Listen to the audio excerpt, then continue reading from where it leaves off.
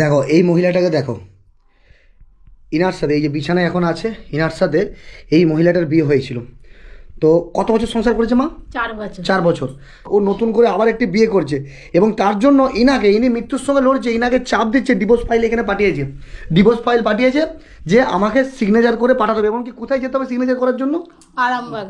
আরামবাগ কোর্টে যেতে হবে। তো এই মানুষটা এই মুহূর্তে যেতে পারবে? এই যে শুয়ে রয়েছে, অক্সিজেন টানছে, অক্সিজেন মেশিনে নিয়ে।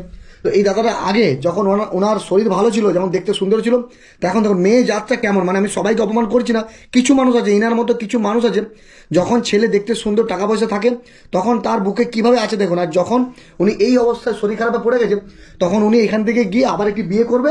তো ইনাকে ডিভোর্স দেওয়ার জন্য ভবিষ্যৎ আছে, ইনাকে ডিভোর্স দেওয়ার জন্য এখানে আবার ডিভোর্স ফাইল পাঠিয়েছে। ভালো করে মানুষটাকে চিনে রাখো। আমরা বিভিন্নভাবে সোশ্যাল মিডিয়ায় দেখি কিছু মহিলা আছে যারা নিজের শরীর দিয়ে মানে কিভাবে কষ্ট করে তার স্বামীকে মৃত্যুর মুখ থেকে ফিরিয়ে নিয়ে আসে। আর এই মহিলা মানে যখনই দেখলো যে এরকম অবস্থায় পড়ে গেছে, বাড়িতে আবার চিঠি পাঠিয়ে কি যে ওকে ডিভোর্স দিবে, নতুন একটা বিয়ে করবে। তো তোমরা যারা ভিডিওটা দেখছো, এই মানুষটা ইনার জন্য সবাইকার বদনাম হোক সেটা আমরা চাইবো না, কিন্তু ইনার যাতে ব্যবস্থা হয়, ইনার যাতে অন্য জায়গায় বিয়ে না হয়, বা ইনি যতক্ষণ বেঁচে আছে ততক্ষণ যেন না উনি বিয়ে করতে পারে, এমনভাবে ভিডিওটা আপনারা শেয়ার করবেন। আমি ভিডিওটা কেন করছি, কারণ এনাদেরকে ওনার বাড়ির মানুষরা চাপ দিচ্ছে। কতটা নিম্ন মানসিকতা হলে এরকম কথাবার্তা বলতে পারে। ওনার বাবা, ওনার ফ্যামিলি, মানে ওনাদের ফ্যামিলি একটু জোর আর কি, সবাই আছে, তো এনাদেরকে চাপ দিচ্ছে যে এইসব ভিডিও করা বা আমার মেয়ে যে বিয়ে করেছিল সেগুলো যেন কাউকে বলে চলে গেছে এমন যেমন না বলে। এবং কি করেছে মানে উনারা মানে এখানে ওনাদেরকে ডিভোর্স ফাইল পাঠিয়েছে। এবং এই অবস্থাতে এই দাদা এই অবস্থায় মানে শুয়ে এক জায়গা থেকে অন্য জায়গায় যেতে পারে না, তাকে আবার বলেছে আরামবাগ যেতে হবে, সিগনেচার করে আসতে হবে, ডিভোর্স দেওয়া যাতে আমি মেয়েটার আবার বিয়ে দিতে পারি। আর এখন থেকে শাখা সিঁদুর সব খুলে দিয়েছে। মানে কতটা নিচু মানসিকতা হলে এরকম হয়। আমি যেটা জানলাম যে ঠিকঠাকভাবে চিকিৎসা পেলে উনি সুস্থ হয়ে যাবে। তো ওনাকে কোথায় নিয়ে যাওয়ার? মণিপালে বলেছে। মণিপাল ব্যাঙ্গালোর। কত টাকার কি এস্টিমেট দিয়েছে? বলছে 10 লাখ নিয়ে চলে আসুন, আমরা এ করব চিকিৎসা। 10 লাখ টাকা দিলে চিকিৎসা হয়ে যাবে। 10 লাখ টাকা হলে বলেছে নিয়ে চলে যেতে। আর আমরা জমি কিছু কেমন পয়সা দিক সেদিক করে জোগাড় করেছি 5 লাখ টাকার মতো। আর 5 লাখ টাকার মতো জোগাড় করেছি। হ্যাঁ, আর 5 লাখ টাকার মতো বাকি আছে। মানে এই মুহূর্তে শ্বশুরকে কিছু টাকা ইনাকে দেওয়া উচিত। শ্বশুর আবার কি বলছে যে ডিভোর্স ফাইল পাঠিয়েছি, এই যে কাগজ পাঠিয়েছে, কেমন মানসিকতা দেখেন, এই যে কাগজ পাঠিয়েছে বলছে ডিভোর্স ফাইলে সই করে আমি মেয়েকে আবার বিয়ে দেবো। মানে ওনাদের কতটা নির্লজ্জ ওনারা হলে এই কথাটা বলতে পারে। ওনারা চাইলে তো সেটাকে সুস্থ করতে পারে সবাই মিলে। হ্যাঁ, ওদেরই যদি কারোর হতো, হ্যাঁ ওনাদেরই যদি কারো হতো, ওনার ছেলেরই যদি এটা হতো। আজ এই যে আমার ছেলেটাকে ছেড়ে দিয়ে চলে গেল।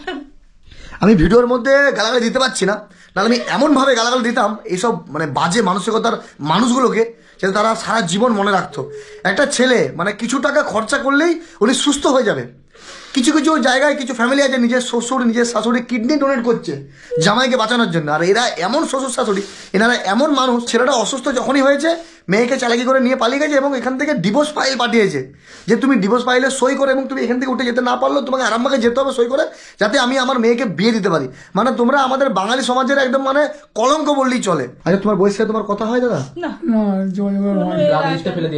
যখন তুমি রোজগার করতে এই যে বাড়ি ঘর সব তুমি করেছো? হ্যাঁ হ্যাঁ, এগুলো উনি করেছে, উনি খেটে করেছে। তোমরা কি সেলুন চালাও বললে? হ্যাঁ, আজ ভগবান এমন করলো, আমার ছেলেটাকে সুখ করতে দিল, সংসার করে দিল। ইচ্ছা আছে যে জোর আছে যে আমি বাঁচতে চাই, সুস্থ হতে চাই, আর আগের মতন দোকান খুলতে চাই, কাজকর্ম সবই করতে চাই। তুমি ঠিক হয়ে যাবে, বুঝছো? তুমি ঠিক হয়ে যাবে, আমরা সবাই আছি তো। অপারেশন করলেই ঠিক হয়ে যাবে। তুমি ঠিক হও, তারপর ওই মহিলাটাকে দেখাবে যে আমি আগের মতো আবার সুস্থ, যদি আসবি আবার টাকা দেবো, আবার নোট দেবো। তখন তোমার কাছে টাকা ছিল, তখন ছিল, এখন তোমার কাছে টাকা নেই, তুমি এখন অসুস্থ, তাই তোমাকে ছেড়ে চলে গেছে। কি বলবো ওই মহিলাটাকে যে তোমার সাথে এরকম ভাবে গ্যাদারি করলো? কিছু বলতে চাও ওনাকে? কি বলবো, তোমাদের যাই চলে গেছে, চলে যাওয়ার তো তোমার পরের দিন থেকেই ফোন পুরো ব্ল্যাক লিস্টে নাম্বার ফেলে গেছে, কোনো যোগাযোগই রাখে না। আচ্ছা আমরা সবাই যদি মনে করি যে এই ফ্যামিলিটাকে কিছু সাহায্য করব, তাহলে আমরা সাহায্যের মাধ্যমে এই মানুষটাকে, এই ফ্যামিলিটাকে আমরা সুস্থ করতে পারি এবং সুস্থ করে তাকে দেখানো, সেটাই হবে এনাদের জবাব। আচ্ছা ফোন নাম্বার বা ফোনপে নাম্বার আপনাদের আছে? হ্যাঁ, ফোন নাম্বার বলেন। 7699 201 035। আর এই যে ভিডিওটা আমি নাম করছি না, এনার শ্বশুরের কথা বলছি, এনার শ্বশুর মামা শ্বশুর যারাই এই যে ভিডিওটা দেখছেন, যদি ক্ষমতা থাকে এনার কাছে আসবেন, সই করবে না এনারা, আপনাদেরকে চাপ দিচ্ছে সই করার জন্য। শালা আগে বাঁচতে হবে মানুষটাকে, সেটা না হয় আপনি আপনার মেয়ের কথা ভাবছেন, লজ্জা লাগে না? তাহলে ছেলে মরে যাক, আপনার মেয়ে বেঁচে থাকুক। আপনাদের যদি ক্ষমতা থাকে এনাদের কাছে এসে সিগনেচারটা করে নিয়ে যাবে, এনারা তো সিগনেচার করবে না। আর যদি আপনারা পুলিশে এদেরকে ভয় দেখাচ্ছেন তো যে পুলিশের কাছে যাবো, আপনাদেরকে পুলিশ বলবে, আপনাদের উপরে পুলিশ থুতু ফেলবে যে আপনারা কতটা নির্লজ্জ মানুষ, যে জামাইটার এখনো কিছু হয়নি, জামাইটা বেঁচে আছে, জামাইটা এখন অসহায়, জামাইটাকে সুস্থ না করে আপনারা মেয়ের আবার অন্য জায়গায় বিয়ে দিবার চিন্তা ভাবনা করছেন। আপনি যে কোর্টে গিয়েছিলেন, আপনি বলেছিলেন যে জামাইয়ের এরকম অবস্থা আমি ডিভোর্স দেবো, আপনারা মনে উল্টো পাল্টা কোর্টে বুঝিয়েছেন।